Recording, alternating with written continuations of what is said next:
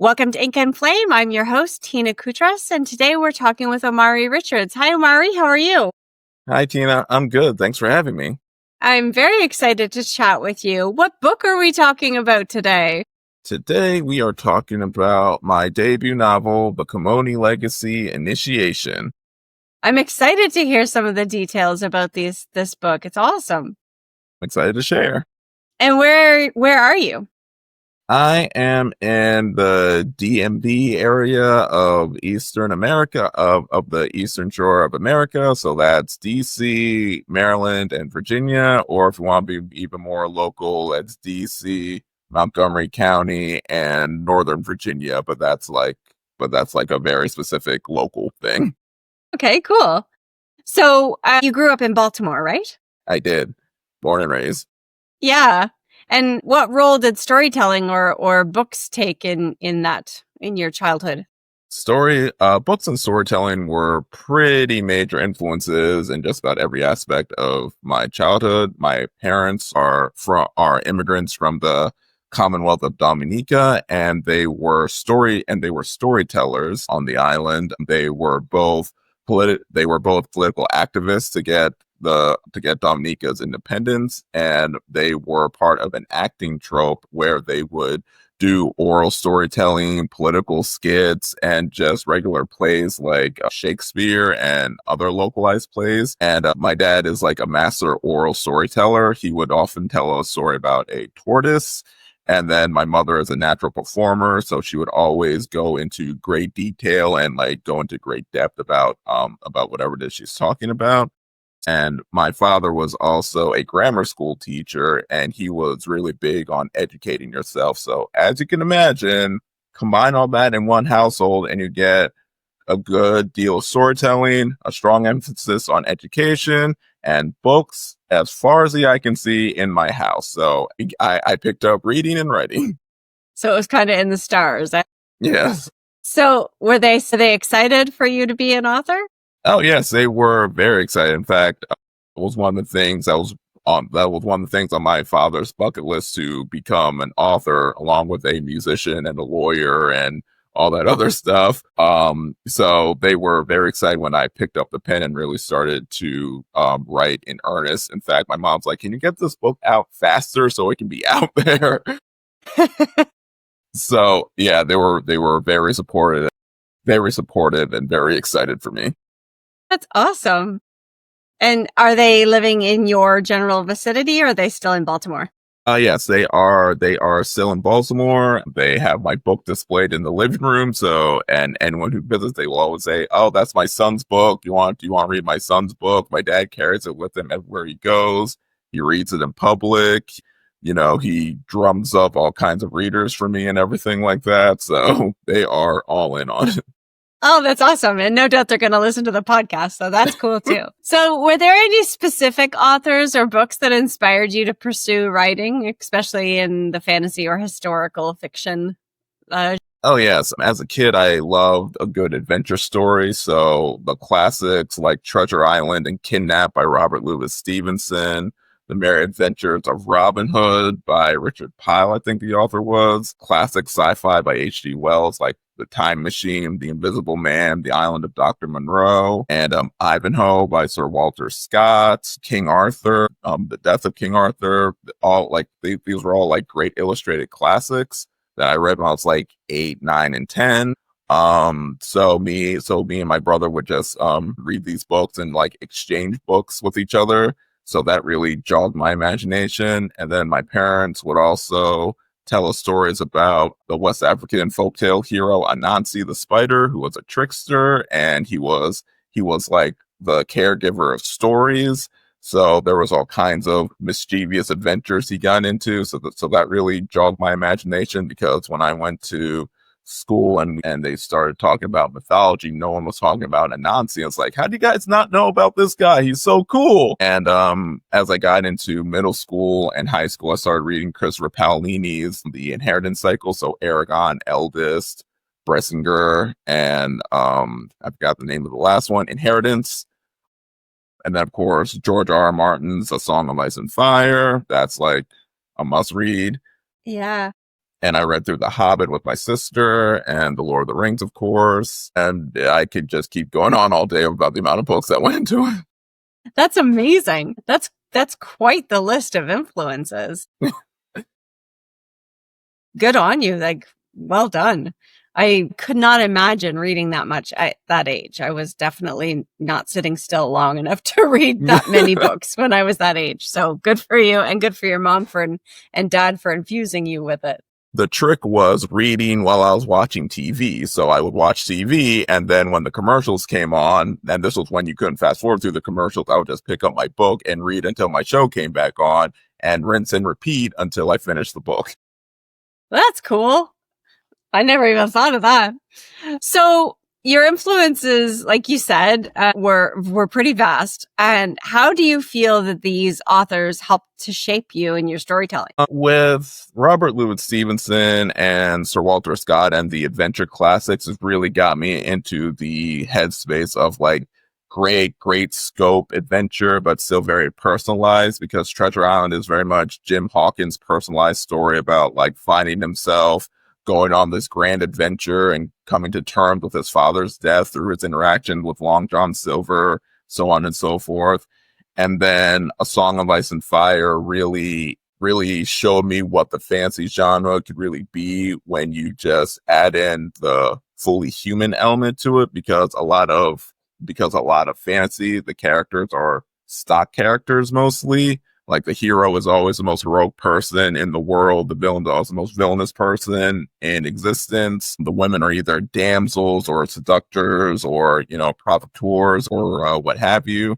So the Song of Ice and Fire book series and books similar to it, like The Blade Itself by Joe Abercrombie, that really showed me that, once you add in the complicated human psyche and add in magic and add in political machinations, this whole thing becomes a lot more complicated and a lot more interesting.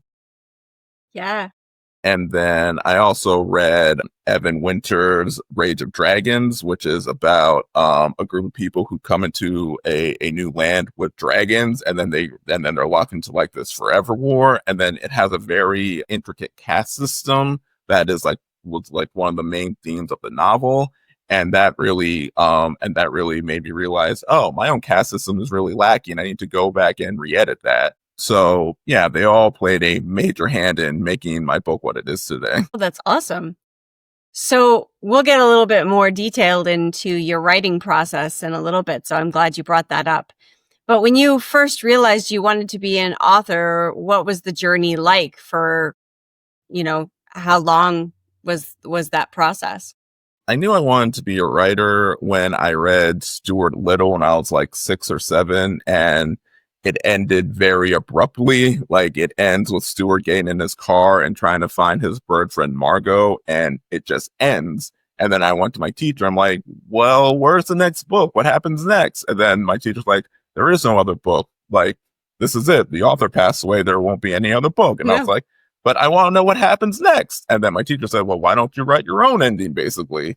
So I basically wrote like a 7-year-old's version of a story where Stuart gets in a plane, flies to a cliff, and finds Margot and fights a hawk who's keeping her hostage or something like that. And that was the ending.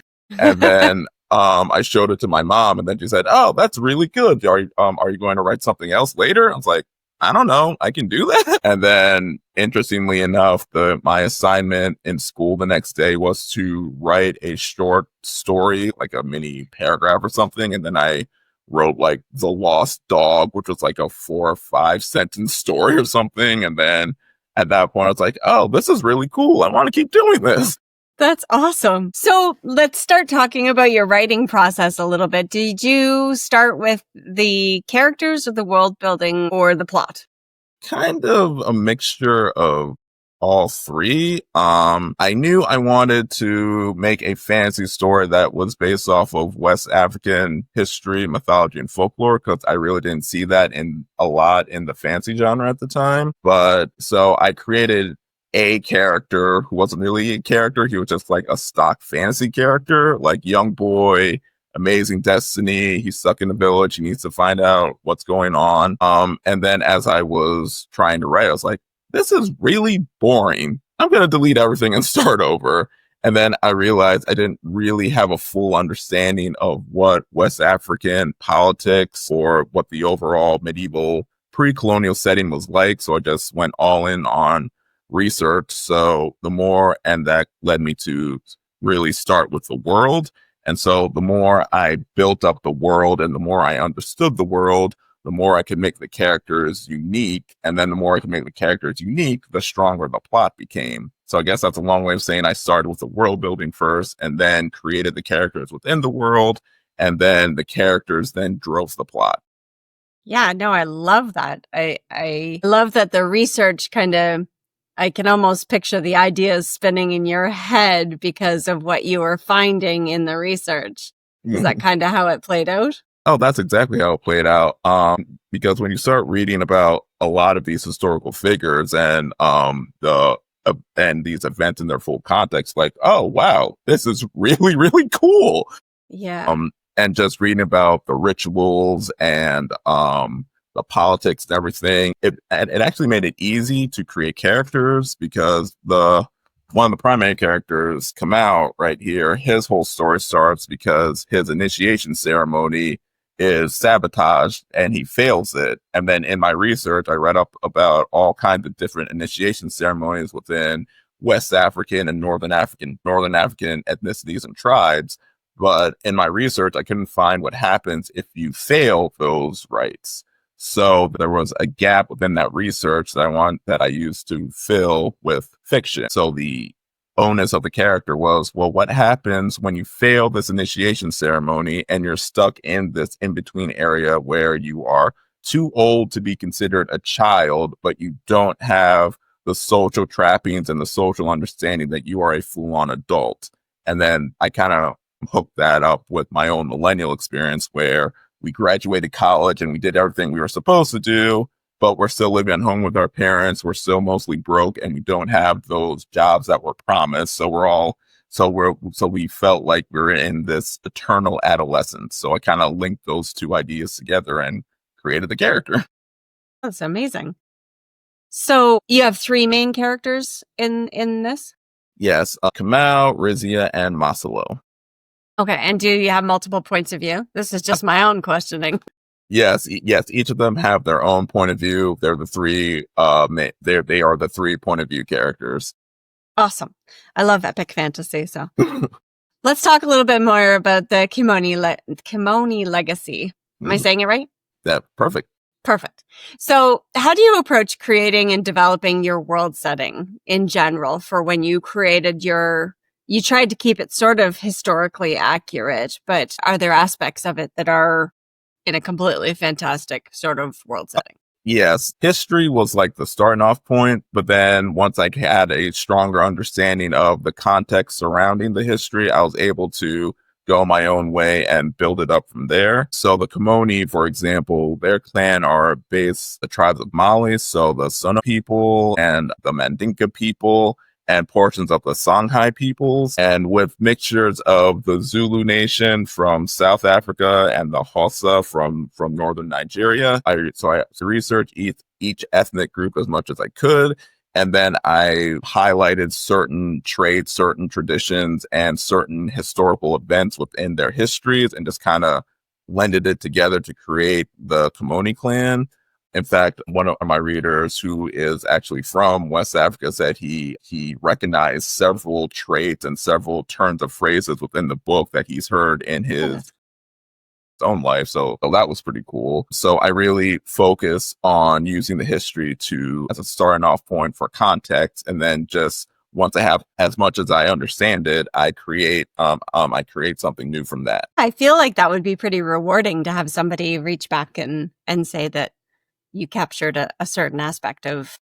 And also makes me feel less nervous about it because it would be really unfortunate if I did all that research and said, hey, you got this wrong, you got this wrong, and you got this wrong. I mean, it's probably going to happen anyway because no matter how much you research, there's always going to be some aspects that you miss. But I'm glad for the most part, people are like connecting with the characters and seeing the little Easter eggs of of culture and heritage that I sprinkle throughout the story. And I mean, that's one of the benefits of it being fantasy is that, you know, if it does blend well with reality, it is still a fantasy, but Yes.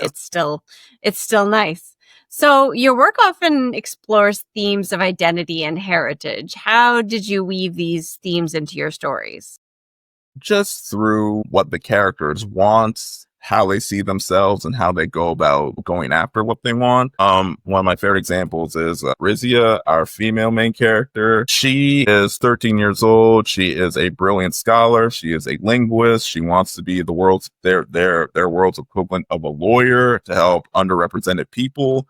But she's still a girl in a highly patriarchal clan. So her value is tied to who she marries and what that marriage brings into the clan. So of course it's like, well, that's not what I want to do. I want to do this. And her journey is mostly just trying to come to terms with that identity of herself, where I know what I'm about. I know what I want to do. How do I make other people see this is what I want to do instead of that? And yeah, it's all about how she toes the line between tradition and staying true to herself. And then the eldest brother, Maslow, he is a warrior progeny. He's been to war since he was like 10 years old. Now, does that make him a progeny and an expert, or does that make him a child soldier? Those are the kind of things that he's grappling with, because he's realizing that I never really had a childhood. I never really had a chance to really be happy. All I know is war. But so much of the clan relies on me. What happens if I leave? It falls apart. That whole aspect of his identity is something he has to grapple with.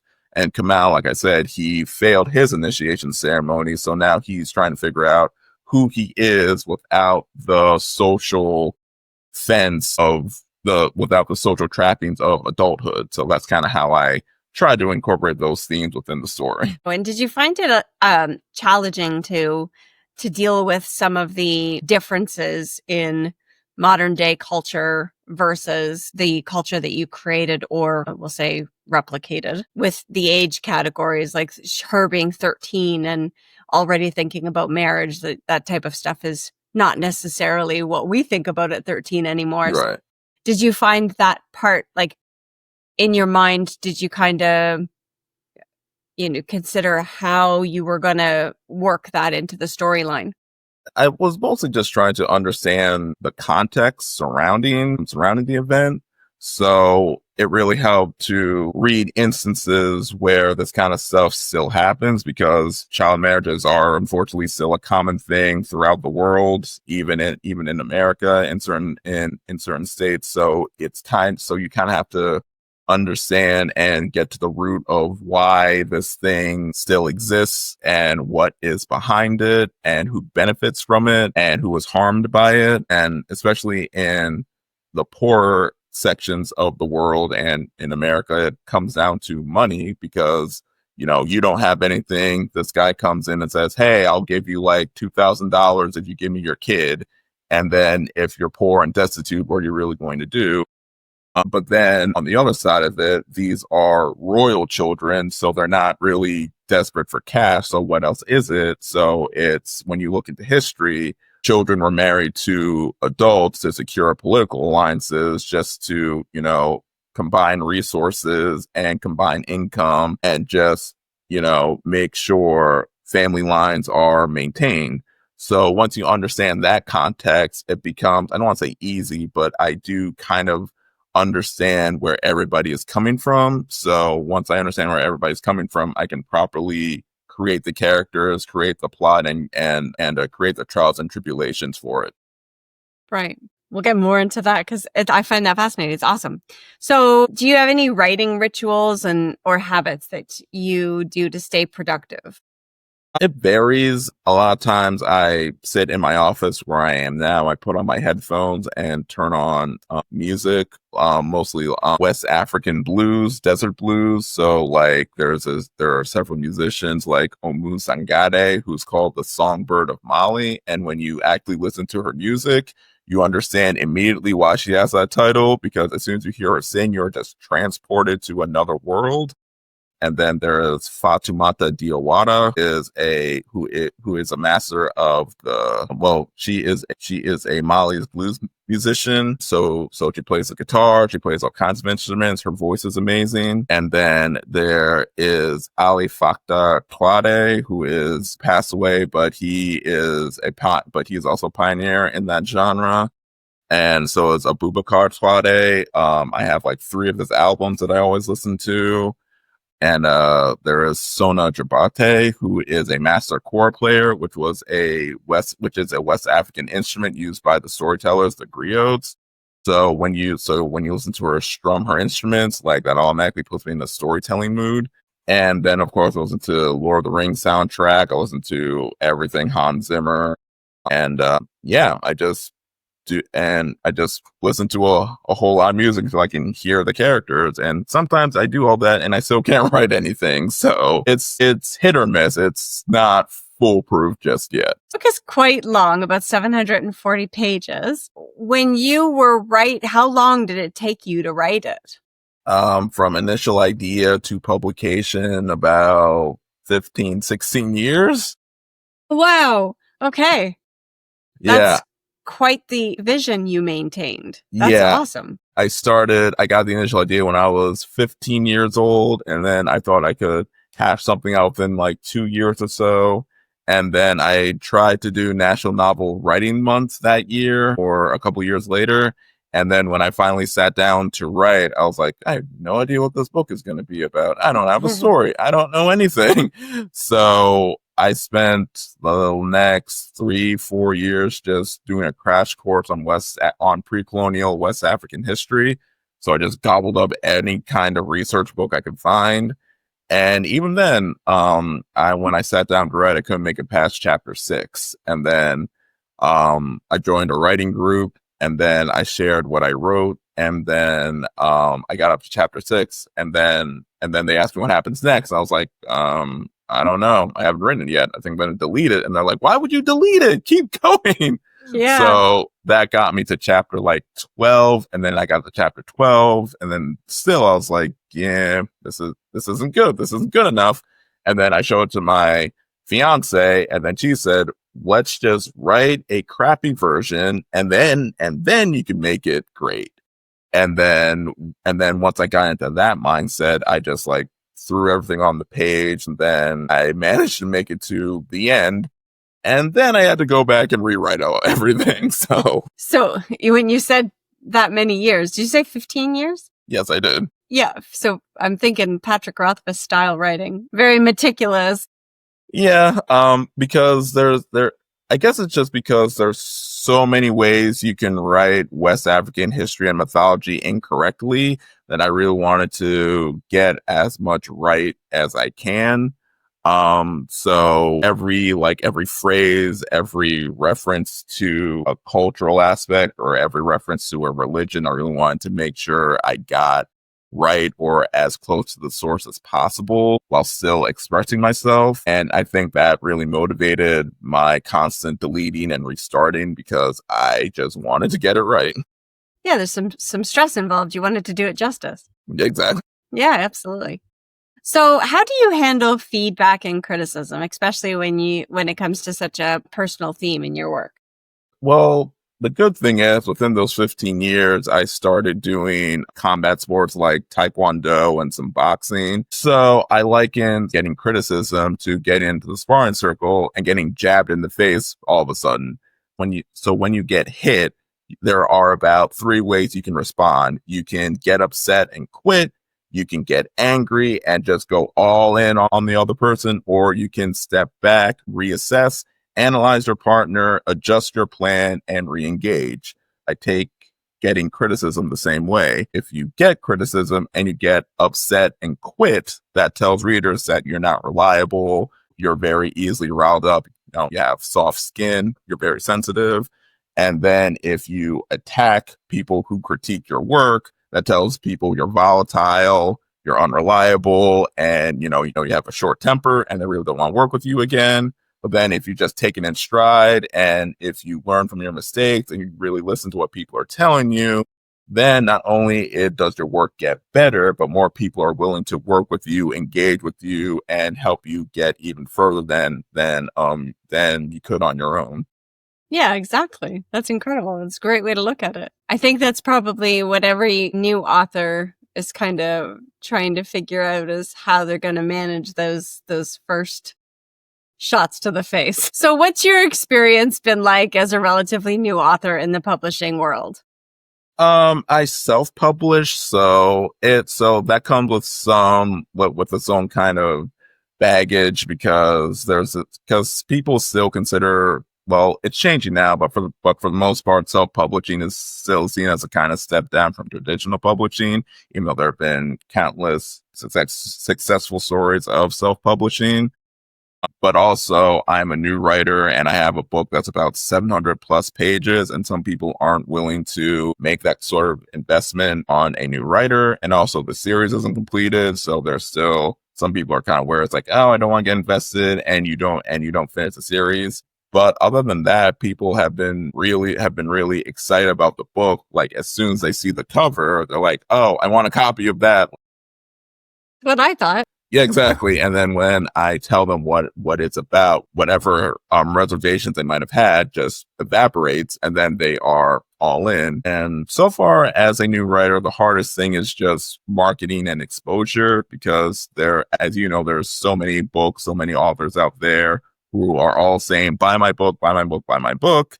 So you have to find a way to not only stand out, but keep people's attention, especially on social media, where the algorithms are extremely fickle, unreliable, and it all comes off as like a crapshoot and random. I could have a video on TikTok that gets only like 200 views, and then I post some random non-related book content, and then suddenly that gets 100,000 views or something. And it's annoying and difficult to navigate, but it's something you have to do, because if you're the only person talking about your book, then it's never going to gain any traction. So it's something you just have to buckle down and just find a way to make it work for you. Yeah, I'm pretty sure my husband would love to just shake me, because I despise social media on every facet. So every post I have ever been on has been a big smile, but with grit teeth. I really, really hate it. I get it. But you gotta do what you gotta do. Yeah, you have to do because it. It's all well and good to write the book, but if no one knows about it, then that's right. What advice do you think you would give to an aspiring author, particularly those writing in underrepresented genres like Afro fantasy? Someone out there needs your story. So, and they won't get it if you don't finish it. So finish the book, no matter what it looks like, no matter how terrible the first draft is. Some unrepresented kid or some underrepresented reader wants and needs your book in some capacity. You owe it to them, and you owe it to yourself to get it out there. I love that you created such I don't want to say unique, but I love the fact that you dove into culture and created something so absolutely, I will say, underrepresented. Because you never see those things you never see the differences in our cultures on the shelves in bookstores. Mm-hmm. You really don't. So I think it's amazing. The Kimoni Legacy Initiation has been praised for its unique take on the Afro fantasy. What inspired the story, and how did it come to life? When you finally got that final plot, what inspired that fantasy? It was mostly reading about the intricacies of the Mali Empire and the Ghana Empire. That really gave me the idea. Plus, I was watching and reading a lot of Game of Thrones. I was like, oh, this is really cool. I want to write something like that.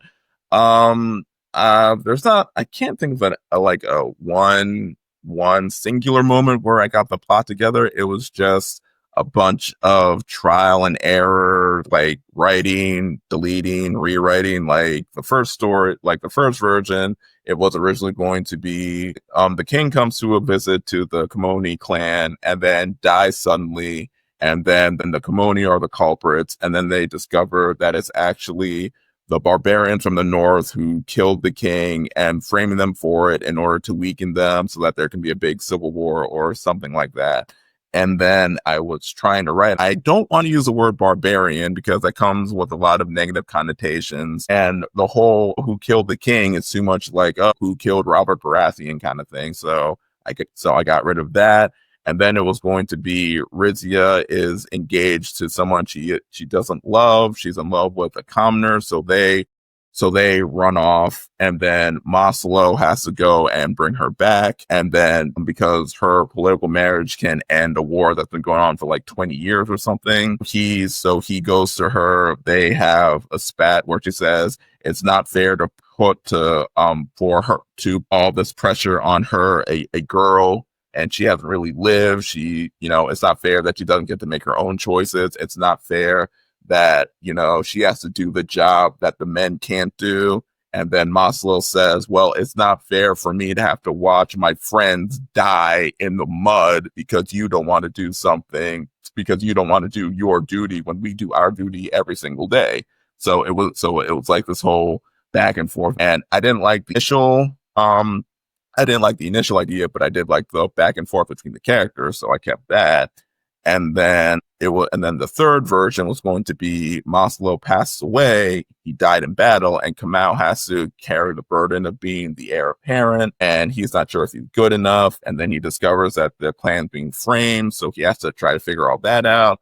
But then as I was writing that, I was like, well, I really liked Maslow, and I really liked the whole dynamic where, you see this a lot in books where the character is trying to live up to a previous character who has died or isn't in the story anymore, but you don't really see when this character is actually still around and still active in the story. So how would that change that dynamic where Kamau sees Maslow one way, but because Maslow is alive, we actually see how he sees Kamau.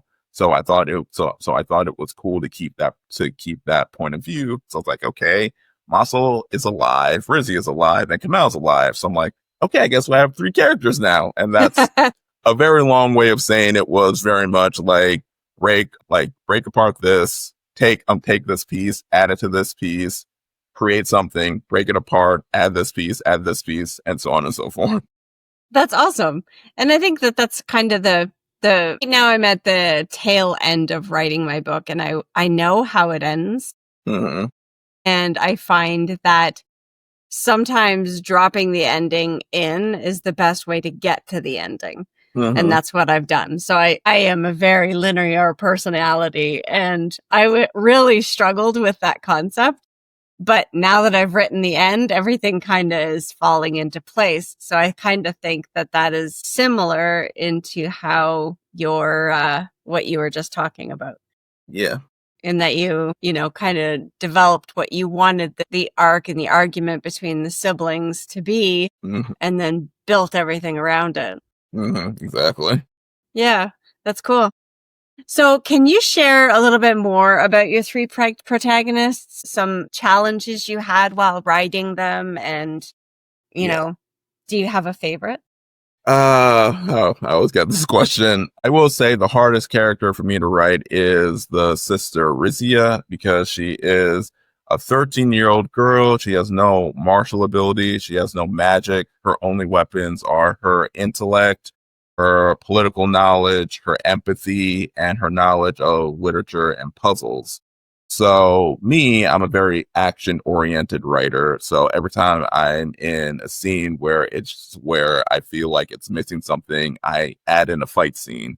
So that works with Maslow and Kamau, who have martial training and who are often in situations that require, fighting and martial abilities. But for Rizia, that doesn't work for her because she has no martial abilities. So I have to figure out ways to get her out of tight situations. Like there's one chapter where she's being chased by someone and she doesn't have her bodyguard and she's by herself and she's in an unfamiliar area. So she has to think and reason her way out of the situation. And me as the writer, I had to figure out how she gets out of that situation. Yeah. So I'm like, how do I do this without her just pulling out her knife and just suddenly getting knife fighting abilities? Because that doesn't make any sense, and that would betray the point of the character. So that was a fun challenge, also because a lot of her story involves riddles and political maneuvering, and I'm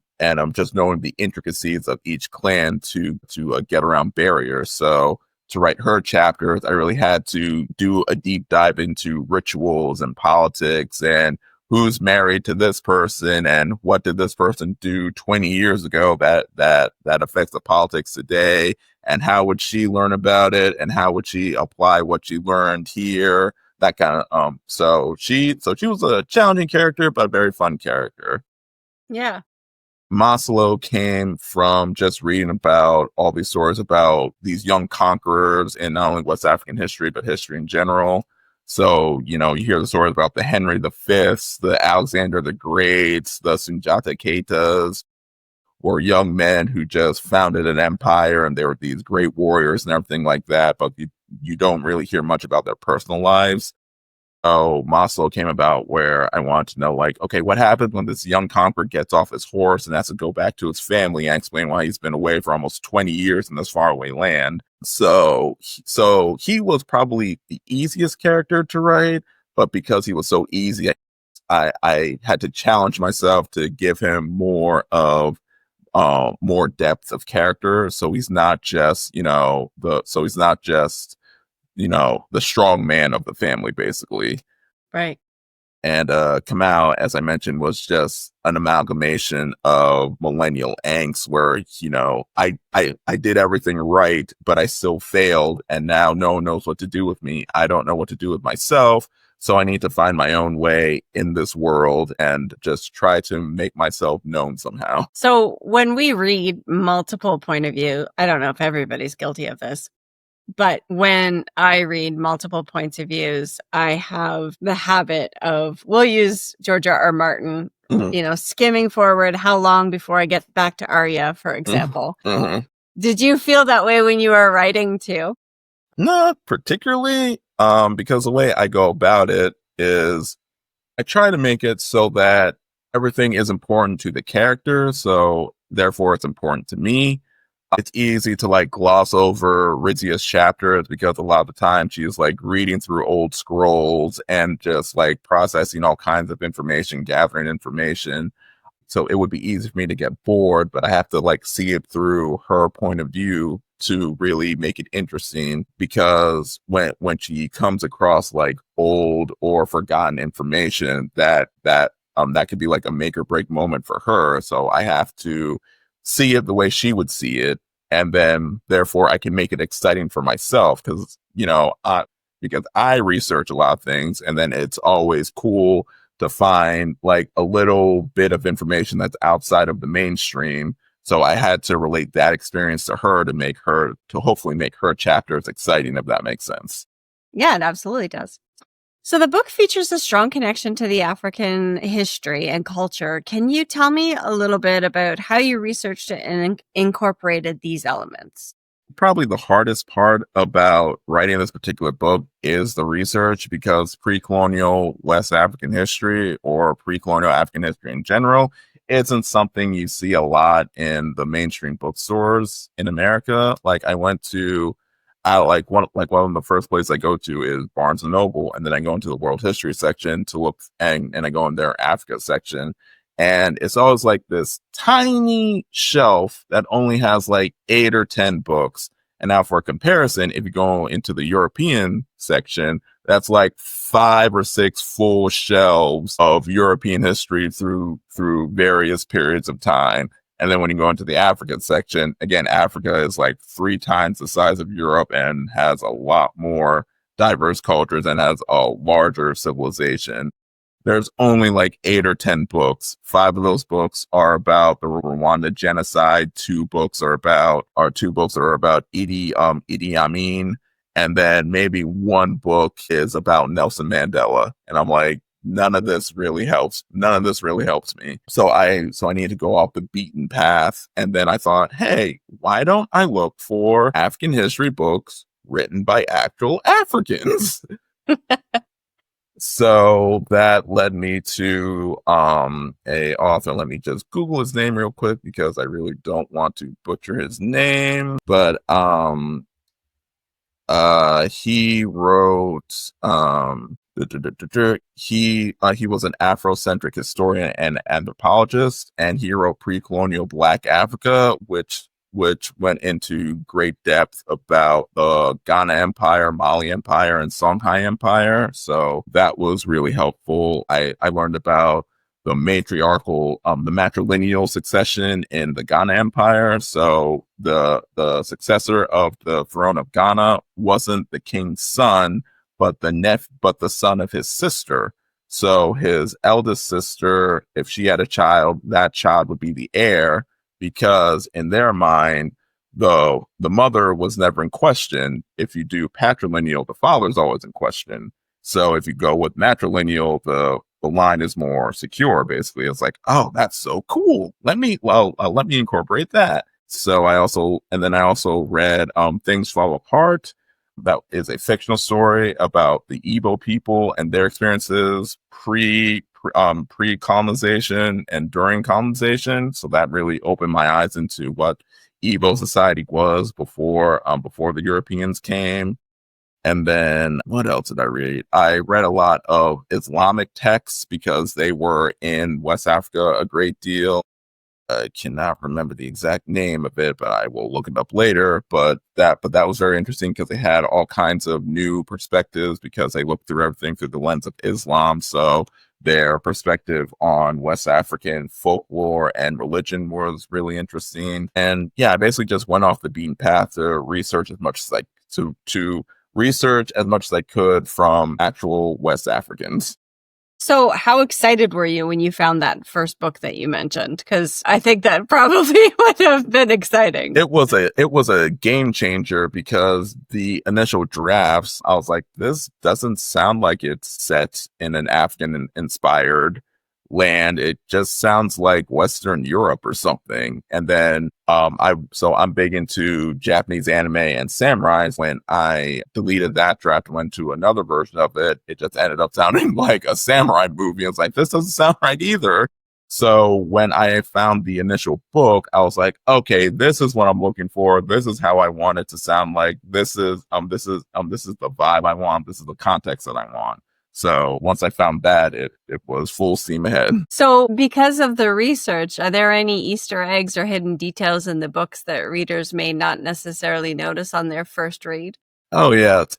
There are some cultural references. For example, they mentioned sprinkling dirt on their head as a sign of submission, and that was something in West African kingdoms you did when you greeted the king as a sign of your submission to him. Zia makes a mention of, jamming her left thumb up as like a means of insult, because in Islamic culture, you clean with your left hand and you eat and do everything with your right hand. So when you offer your left hand to someone, it's seen as an insult because you're offering your quote unquote dirty hand to someone. That is a means of insulting them. There are references to the baobab tree, which has numerous mythological and cultural significance to various tribes. The importance of cattle. That cattle is a pretty big one in various cultures because it's a means of currency and a symbol of status. And the importance of spears, because again, it's like a symbol of masculinity. It's a symbol of protection. It's a symbol of war. It's a symbol of peace because you herd cattle with it. There's all kinds of little and big things sprinkled throughout the book. That's wicked. And it definitely sounds like you did a lot of research to get it all in there. Yeah, I spent how many hours in the library? I would often just leave my house, go to the library, and just stay there until like 7 o'clock. And then my mom would call me and say, "Where are you?" I'm like, "I'm at the library, surrounded by like all these books that I have to put back because I can't check them all out on my library card." Wow. So We're at the tail end of our interview. I like to do these rapid fire questions, but sometimes they kind of just blow up and we ask all kinds of sub questions because we asked the first one. But the first one's super easy and you probably already mentioned it. But what was the last book that you read and loved? Last book I read and loved.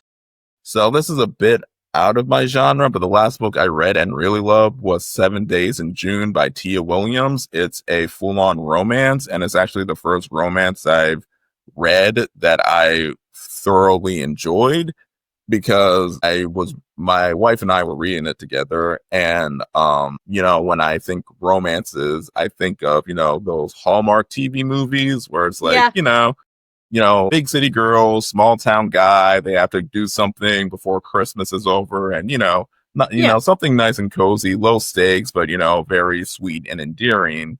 So that's as someone who doesn't read a lot of romance, that was my impression of what romance mostly was.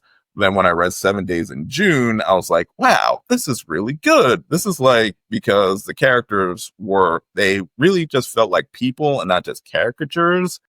Yeah. And there were actual stakes, like they made mistakes in their past. They found solace in each other. They broke away and now they're back together and they have to decide if they get back together, are they willing to risk their past coming back up and ruining what they have for themselves now? Or do they break apart and never feel this connection again? I was like, wow, this is really good. So that's good. You spread your wings a little. Mm-hmm.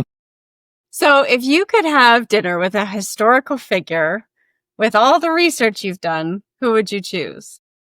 Just one? Jeez. Okay, top 3, I would want to have dinner with Malcolm X, Sundiata Keita, and Nana Asma'u, who was a poet and the sister of the Sotoko Caliph. So those would be very interesting conversations. Nice. Why the second one? Sundiata Keita is the founder of the Mali Empire, and he's called the Lion of Mali. And even now he is celebrated and acclaimed. So it would be really cool to just, pick his brain about life and fighting and, fighting for a cause and all that kind of stuff. Nice. So this one's really shallow, but coffee or tea? Do you take either while you're writing?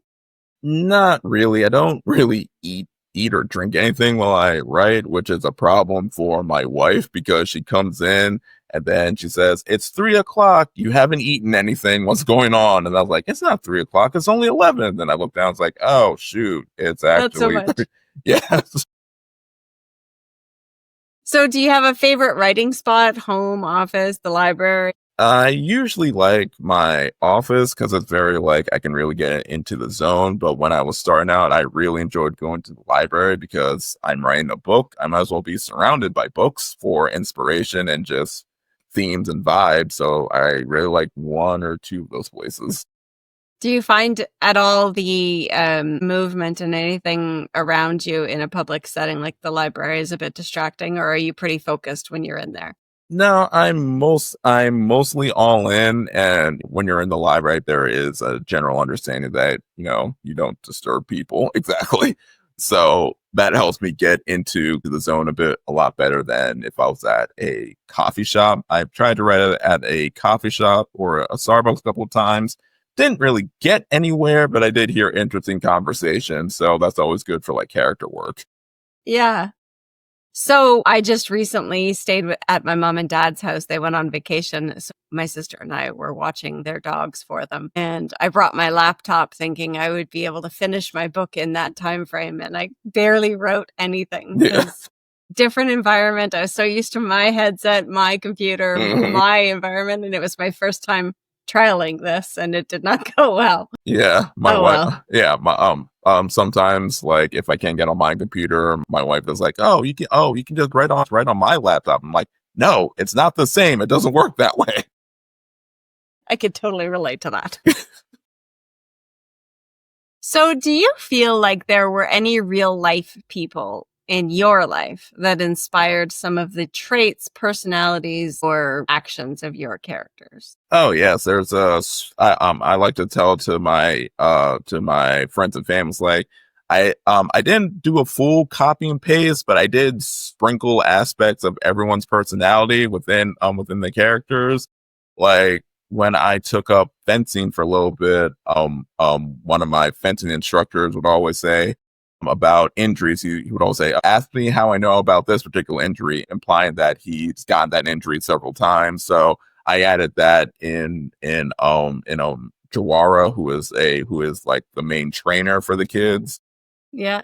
And then I added in a thinking man is a dead man, which is something my dad would always say to me in terms of if you find yourself in a dangerous situation, don't think, just do. Yeah. And then I added in just aspects of, of my mother and the mom character, and just kind of like amplified some of her traits of the extreme, because she was very like heavy on education. So I'm like, okay, what if I take this passion and just kind of crank it up to like 9 or 10 or something and see what happens there. So yeah, I like to say there's a little bit of everybody I know within the book in some shape or form. Awesome. I love that. And it's cool because people would probably see themselves there, and where your parents were very excited about the fact that you were writing. I bet you they were looking. Exactly. That's cool. So, Omari, are you currently working on anything, a sequel or another part of the same world? Yes, I am working on book 2 of the Kimoni Legacy. But that's a bit on the back burner at the moment. I am working currently on a Black Mermaid urban romantasy novel, and that's going to tell the story of a mermaid named Kiani who comes to the surface seeking her mom, who's been missing since she was 6 years old. She runs into a black surfer named James, and then they get together and try to figure out what's going on with her mom. He's trying to find his brother, and then they form a bond. And then the closer they get, the more dangerous the world around them becomes. So it's an urban romantasy, Yes. Modern day. Yeah, that's Yep. cool. And what inspired you to write that? That's completely off the genre from the previous book.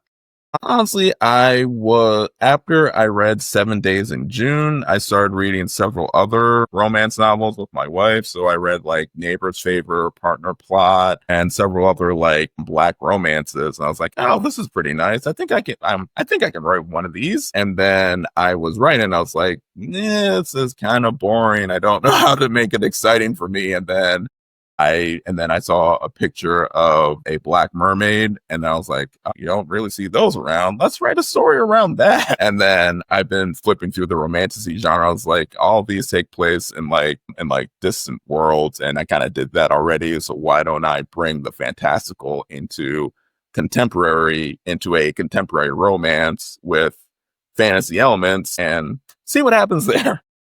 It's fun. And do you have a percentage done? Like how far are you along on it? Right now, it is at 75,000 words out of 100,000 words. Nice.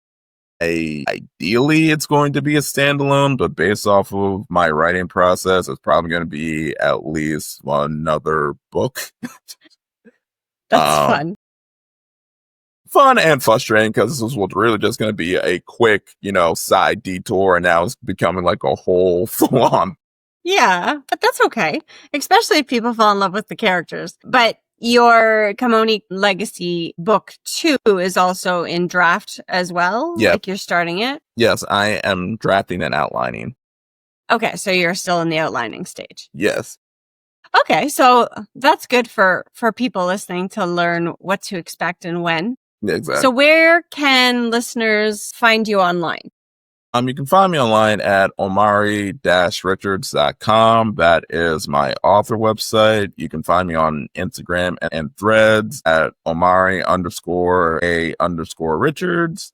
You can find me on TikTok, which is Richards-author. And then I'm also on Substack, which is also Richards. And where else? I think that's about it. I think that's all the major ones. And you're on Goodreads too. Yes, I'm also on Goodreads. That's how we found it. Well, so thank you very much for sitting down and talking about this series. I really hope to be able to watch you progress and to watch these other 2 books release.